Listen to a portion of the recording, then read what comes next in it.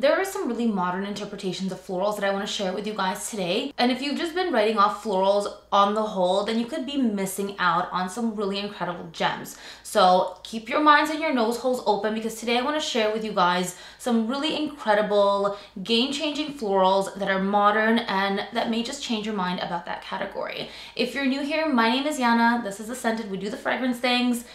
Let's jump in. I'll start off with the fragrance that pushed me to create this video and come up with a list of my favorite florals, because this was the one that kind of blew me away and just really changed the game. And it's Love at First Sight from Une Nuit Nomade. This is a lilac and passion fruit scent. Those are the main dominant notes. There's acacia in here as well. This really takes you on a whole journey. You smell it and you're in the beginning of spring. Suddenly, lilacs are blooming all around you. You're walking down your neighborhood and those beginning days of spring are just like so joyful. It's a true kind of like green, soapy lilac, so beautiful. I love the scent of lilac, and I have been on the search for the greatest lilac scent, which up to this point for me has been Lilac Path from Erin, but this one takes the cake entirely, and then it brings you on vacation because of that passion fruit.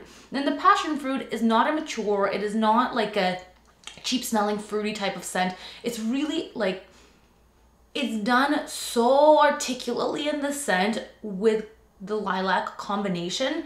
It's mind-blowing. It's refreshing, it's bright, it's feminine, and it's really unusual. Super likable. Like as a niche scent, I find this one super duper likable, and I do find this feminine leaning.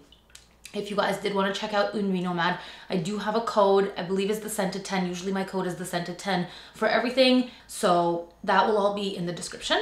Let's jump to a fragrance that I've had for a long time. Love at First Sight is brand new, but this one I've had for years and I keep coming back to it.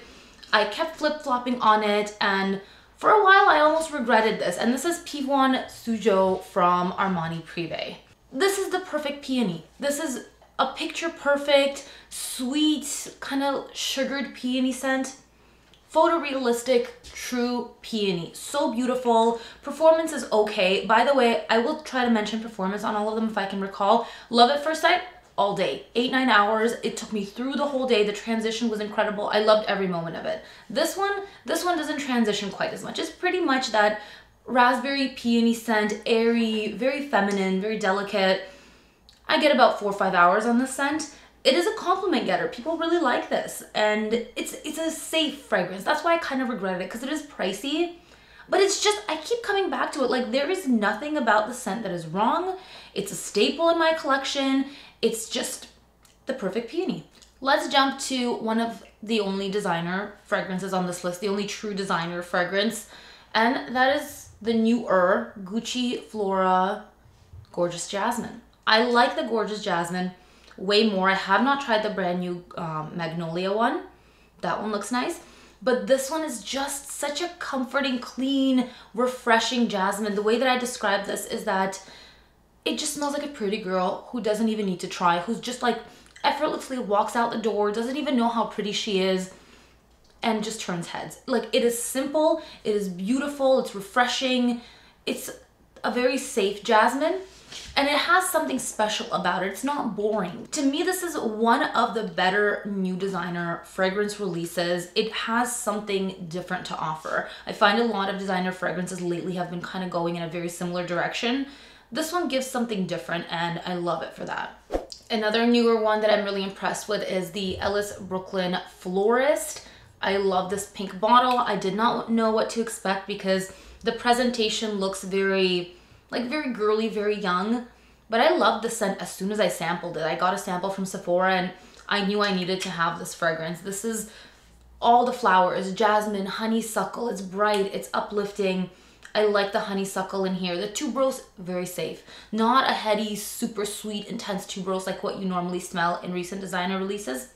Really well done. Smells very niche quality. The perfumer is Frank Volkel, who's done a ton for Le Labo. So as soon as I saw that he was the perfumer, I knew this would be a good scent. This is the part where I'm going to shamelessly plug my own decant shop. You guys can sample any of these fragrances directly through me on thescented.ca. I ship within Canada and US. So if you're curious to lay your nose holes on any of these, that is where you can find them. The next one is Yes I Do from État Libre d'Orange. This is a fragrance that is a very unusual marshmallowy scent. Why? Because it's not a typical sweet, intense, marshmallowy interpretation like you would find in Killian's Love or even in Killian's Princess. Very different marshmallow scents. This is a airy floral marshmallow and it's beautiful. It is like demure, elegant. It is marshmallow and lily of the valley. Those are the dominant notes. There's a bit of soapiness in here. There's aldehydes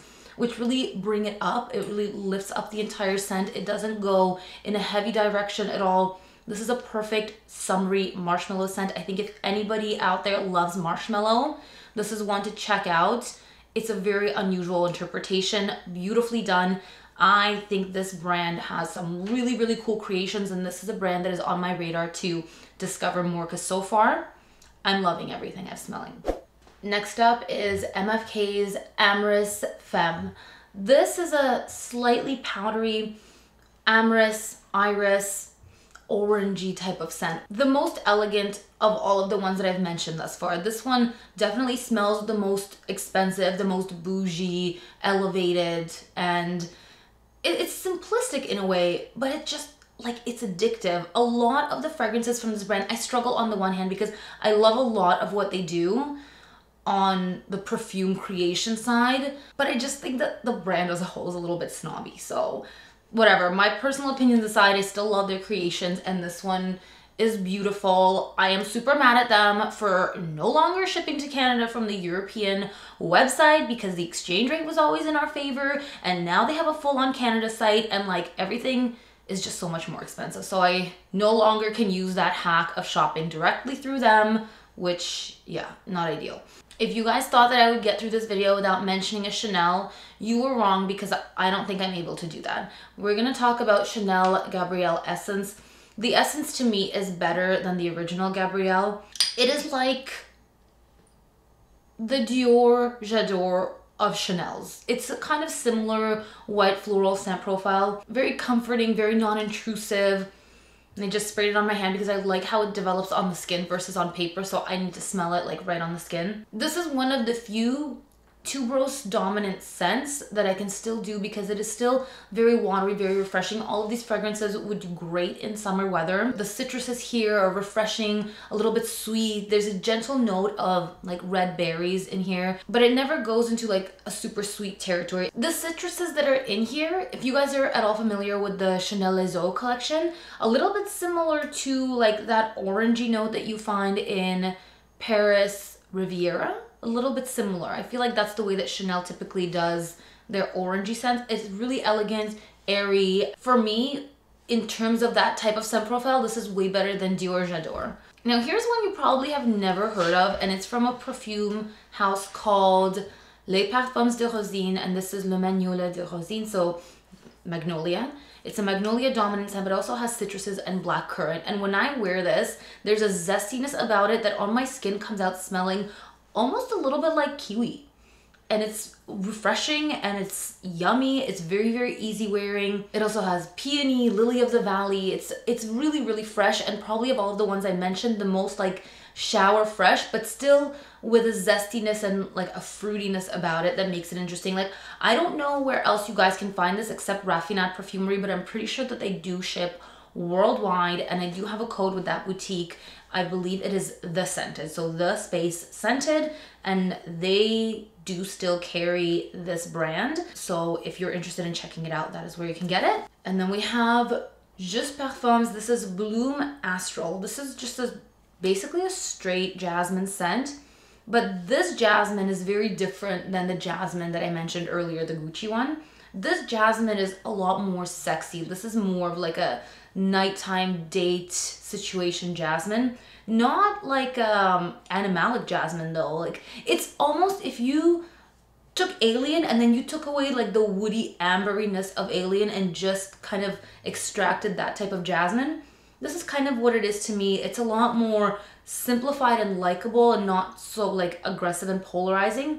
Just a really great like evening sexy jasmine scent. I wore this a ton through the transition from summer to fall last year, and I found it to be the perfect scent for that type of weather. And I also like this for summer evenings. And finally, a rose scent, my current favorite rose scent, and it is Cachan Rose from The Different Company. I love the bottle. This is such an underrated brand as well. A very affordable scent. I got this on fragrancebuy.ca. It was just over $100. Way more long lasting than MFK's à la rose or l'eau à la rose, but a very, very similar scent profile. So it's that dewy, clean, fresh rose, lychee, like it's very watery. It like smells like dewdrops on a rose. There's musk in the base. It's very feminine and very light, just like super, super refreshing. I feel like this one needs so much more attention because like MFK always overshadows all of these other really, really great fragrances. I think as well, if you enjoy Delina, you would definitely love this. Not that they're similar. Those two fragrances are not similar, but if you like that type of rose, this rose is very, very likable. Just a lot more dewy, watery, like warm weather appropriate. So yeah, this is at this point my favorite rose fragrance. If I ever wear a rose fragrance, it's usually this one. So I think that covers all of my favorite florals. Let me show you the tray that I've had this on. I am obsessed with this tray. I'm not gonna put them all on, but I carried it from the table to here, just all on the tray, and that was a full workout. Real marble and wood. I picked this up the other day at HomeSense, and it was $24. I'm like, this is beautiful, and I'm gonna be taking so many pictures and posting them on IG with this tray because it's just like the ideal aesthetic for me. So yeah, I'm obsessed with my tray, and I just wanted to show you guys that. Leave me a comment with your favorite floral fragrances, and I will definitely check them out if I haven't already. Thanks for watching, and I'll see you next time. Bye.